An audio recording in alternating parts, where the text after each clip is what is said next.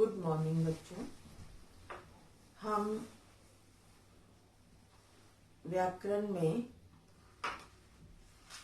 हमने पढ़ा क्रिया विशेषण। उसके बाद जो लेसन है आपका 20, 21 और 22, ये लेसन ओमिट है, आपके नहीं आएंगे। बाकी हाफ ईयरली के कोर्स में आपको मैंने बता दिया है 19 तक आएगा, 15 to 19, और हिंदी फर्स्ट में 11, 12, 13। बाकी दिसंबर के कोर्स में 23-24 लेसन भी है आपके, और हिंदी फर्स्ट में भी 14 लेसन है। तो मैं यहाँ पर वाक्य विचार आपको पढ़ा रही हूँ, 20 तारीख तक पढ़ेंगे हम। बाकी ये आपके हाफ ईयरली में नहीं आएगा। तो वाक्य विचार पेज नंबर निकालिए आप लोग 173। वाक्य विचार।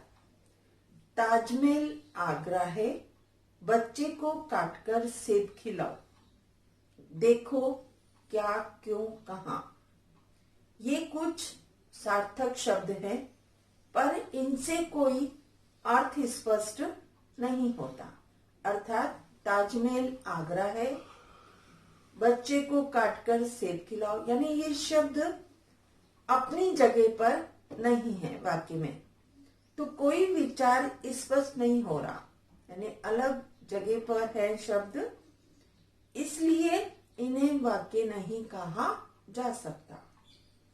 विचारों को पूर्णता और स्पष्टता से व्यक्त करने वाला सार्थक और व्यवस्थित शब्द समूह वाक्य कहलाता है।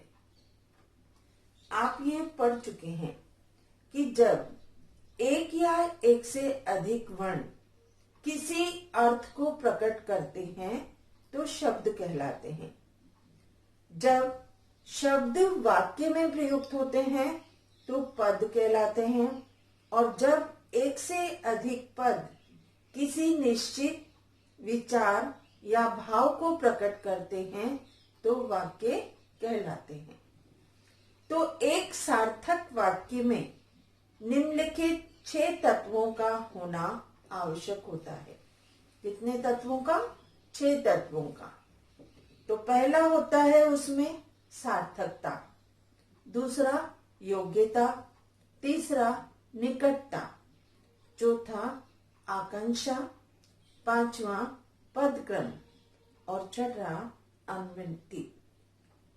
तो यहाँ पहला है सार्थकता।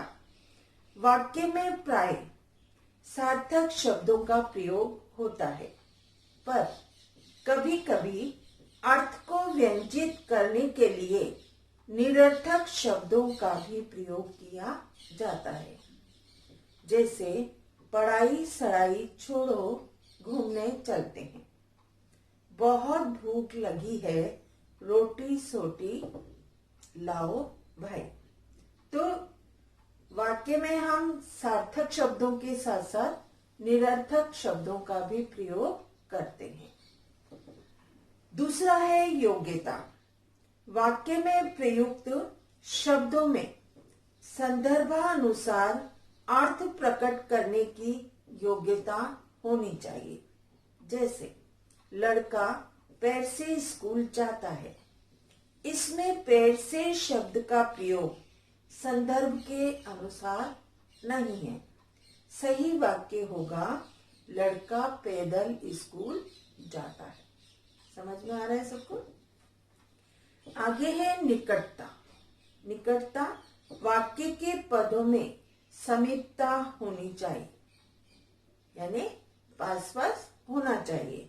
दूर दूर लिखे जाने वाले अथवा लंबे अंतराल से बोले जाने से अर्थ की स्पष्टता प्रकट नहीं होती।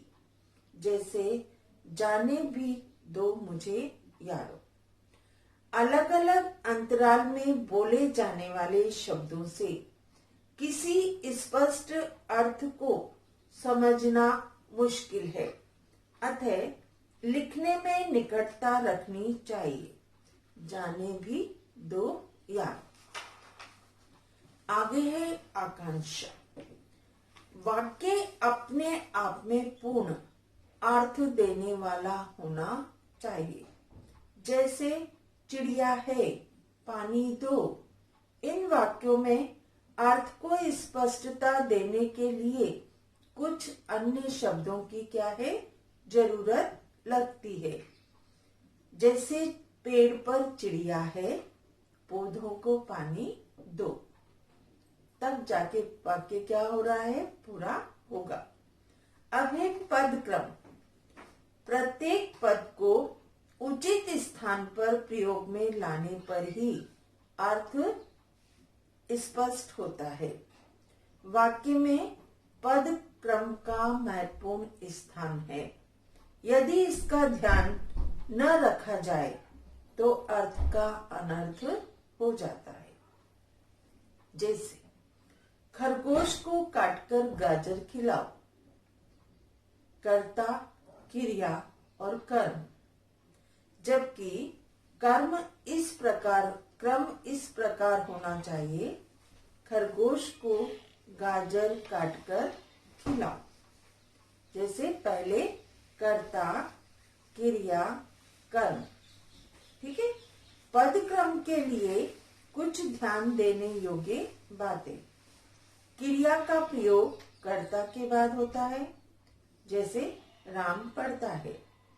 दूसरा, कर्ता और क्रिया के मध्य में कर्म होता है। सीता स्कूल जाती है। तीसरा, दो कर्म होने पर गौण कर्म को मुख्य कर्म से पहले रखते हैं। जैसे सीता ने गीता को पत्र लिखा।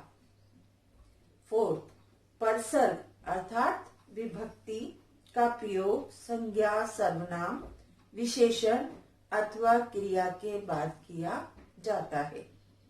पांचवा, क्रिया विशेषण का प्रयोग संबंधित क्रिया के पहले आता है। जैसे घोड़ा तेज दौड़ता है, रवि धीरे धीरे चलता है। 6, समुच्चय बोधक अव्यय का प्रयोग दो शब्दों अथवा दो वाक्यों के बीच में होता है। जैसे गीता और रीता बहनें हैं, वह घर आया और पढ़ने बैठ गया। 7, संबोधन एवं विस्मयादि बोधक शब्दों का प्रयोग वाक्य के आरंभ में किया जाता है। जैसे बच्चों शोर मत करो, संबोधन है। सावधान, आगे खतरा है, विस्मयादि बोधक।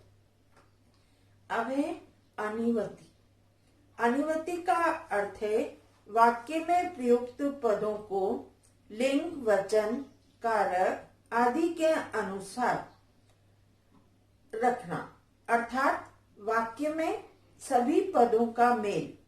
हिंदी में कर्ता या कर्म के साथ क्रिया का, संज्ञा के साथ सर्वनाम का, संबंध के साथ संबंधी का और विशेषण के साथ विशेष्य का मेल रहता है।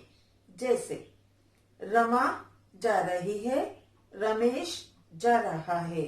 अर्थात पुल्लिंग क्रिया के साथ पुल्लिंग क्रिया और स्त्रीलिंग क्रिया के साथ स्त्रीलिंग क्रिया। अब आगे वाक्य के अंग हैं, वो हम कल पढ़ेंगे। आज हम इतना ही पढ़ेंगे।